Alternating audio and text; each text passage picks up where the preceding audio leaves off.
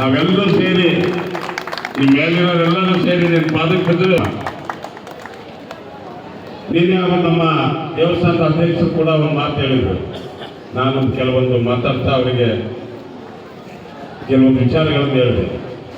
ದಾವಣಗೆರೆ ಅಲ್ಲ, ಕರ್ನಾಟಕ ರಾಜ್ಯನೇ ಅಲ್ಲ, 3 ರಾಜ್ಯಗಳಿಂದ ಬರೀ ಜಾತ್ರೆ ಅಂತದಲ್ಲ, ಬೇರೆ ಬಿಡುವಿನ ದಿವಸದಲ್ಲೂ ಕೂಡ ದಾವಣಗೆರೆ ದುರ್ಗವ್ಗೆ ಭಕ್ತರು ಬರ್ತಾರೆ. ಕೇರಳ, ತಮಿಳುನಾಡು, ಆಂಧ್ರ ಪ್ರದೇಶ, ಇಲ್ಲಿ ಹತ್ರ ಇದ್ದವರಿಗೆ ಮಾತ್ರ ಗೊತ್ತಾಗುತ್ತದೆ.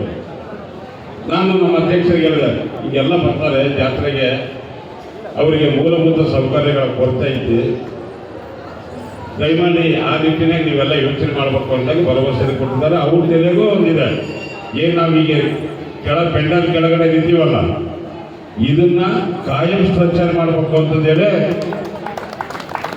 ನಮ್ಮ ಅಧ್ಯಕ್ಷರ ತಲೆಗೈತಿ. ಆದರೆ ಭಯ ಒಂದು ಐತಿ, ವೀರಭದ್ರನ ಭಯ ಐತಿ ನಮಗೆ. ವೀರಭದ್ರನ ತೇರಿ ತಾಯಿ ದುರ್ಗಮ್ಮಗುಳಿ ಮುಂದೆ ಅದೇ ಅದು ನಮಗೆ ಅಜ್ಜರು, ನಮ್ಮಪ್ಪರು, ಅವರಪ್ಪರು ಅವರಿಗೆ ಹೇಳಿರೋದು, ನಮ್ಮಪ್ಪ ನಮಗೆ ಹೇಳಿರೋದು. ವೀರಭದ್ರ ದೇವಸ್ಥಾನ ಮೊದಲು ಇಲ್ಲಿತ್ತು.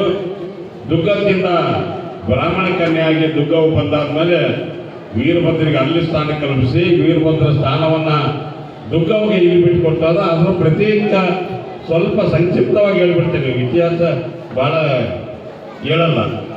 ದುರ್ಗವ್ರಿಗೆ ಇಲ್ಲಿ ಜಾಗ ಬಿಟ್ಟುಕೊಟ್ಟು ವೀರಭದ್ರ ಅಲ್ಲಿ ಹೋಗಿ ನೆಲೆ ನಿಂತ ಅನ್ನೋ ಪದ್ಧತಿ. ನಾವು ಈ ಭಾಗದಾಗಿರೋರು ಯಾರು ನಮಗೆ ನೇರ ಪ್ರಸಾರ ಹೋಗ್ತಾ ಇದೆ, ಎಲ್ಲರೂ ನಮ್ಮ ತಾಯಿಯಂದ್ರು ಮನೆಗೆ ಕುತ್ಕೊಂಡು ನೋಡ್ತಾ ಇದ್ದಾರೆ. ಅದಕ್ಕೋಸ್ಕರ ಹೇಳ್ಬೇಕು ಅಂತ ಇಚ್ಛೆ ಪಡ್ತಾ ಇದ್ದೇನೆ.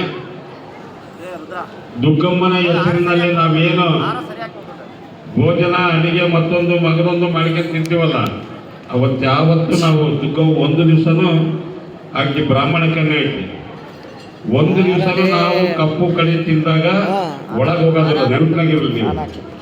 ಆಮೇಲೆ ನಾವು ನಮ್ಮ ಹಿರಿಯರು ಏನದಾರಲ್ಲ ನಮಗೆ ಕಲಿಸಿರೋದು ವೀರಭದ್ರ ದೇವಸ್ಥಾನ. ನಾವೇನಾರ ಅವತ್ತು ಬೇರೆ ಊಟ ಮಾಡಿದ್ರೆ, ನಾನ್ ವೆಜ್ ಊಟ ಮಾಡಿದ್ರೆ ವೀರಭದ್ರ ಗುಡಿ ಮುಂದೆ ಹೋಗೋದಿಲ್ಲ.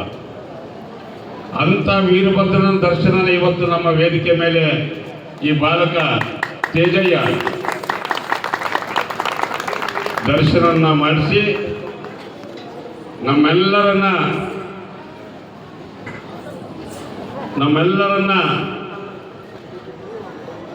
ದೈವ